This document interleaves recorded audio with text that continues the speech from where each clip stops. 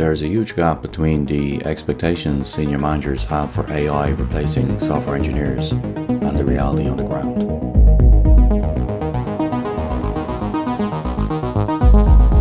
My name is John and you're listening to the Tech Leader Pro podcast. It is week 6 of 2025, Sunday the 8th of February. You're very welcome guys, I hope you had a good week.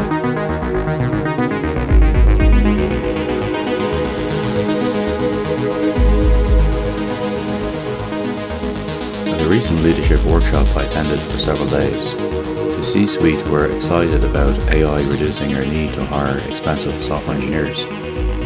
Their CTO was mentioning the fact that Salesforce was not planning to hire any engineers in 2025, and could we do the same? And I will include a reference to that article in the show notes for this episode. It's let's just say, it's an amusing read.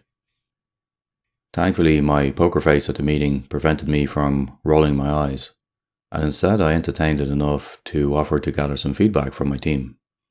After all, several of the senior engineers on my team had already been using GitHub Copilot for several months.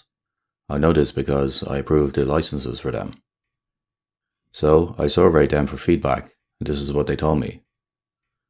Firstly, they said they are mainly using Copilot via extensions in their IDEs like VS Code and IntelliJ. Secondly, most felt that the code suggestion feature, named Copilot Next Edit Suggestions or Copilot NES, was not good enough yet. They did not trust the results. And finally, thirdly, the code auto-completion feature, however, is very useful and is definitely increasing their productivity.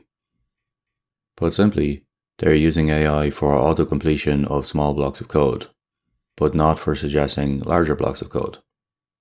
Now, according to the hype that is reaching the C-suite via the media, AI is ready for full feature development.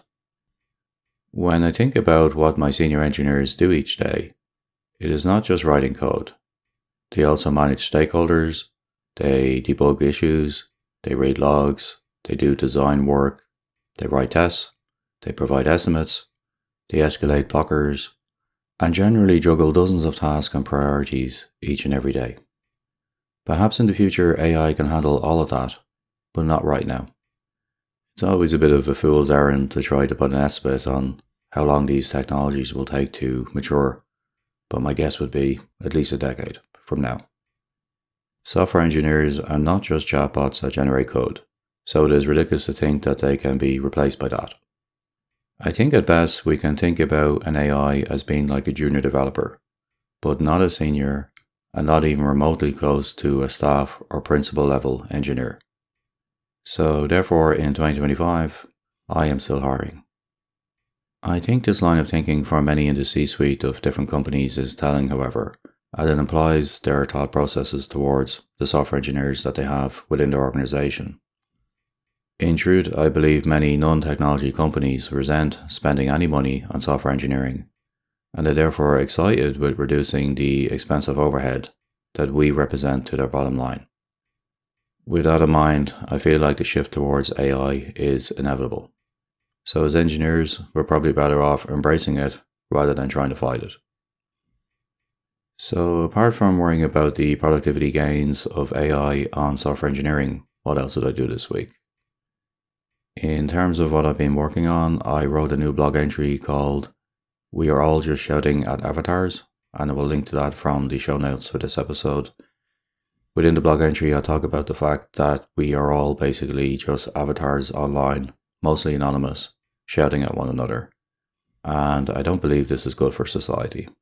But this is where we are.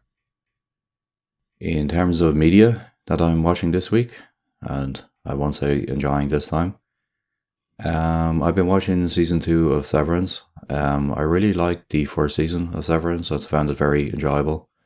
And I felt that it had something to say about, the way we work and our workplaces and the kind of separation that we need to have between our work and our personal lives. I'm 3 episodes in now to the second season, and I'm really not enjoying it anymore, I'm afraid to say, guys. I'm getting deja vu from Lost, that infamous TV show that Kept on building up, mystery after mystery, but eventually never delivered any resolutions. My concern now with Severance is that it's yet another mystery box episode that is probably not going to go anywhere, and I think the goat people in episode 3 just pushed me over the edge and made me quit this show. If you've seen the episode, you know what I mean. Okay, I'll leave it there, guys. I hope you have a very productive week ahead. Thanks to the wonders of AI. Take care, and we'll talk to you next time.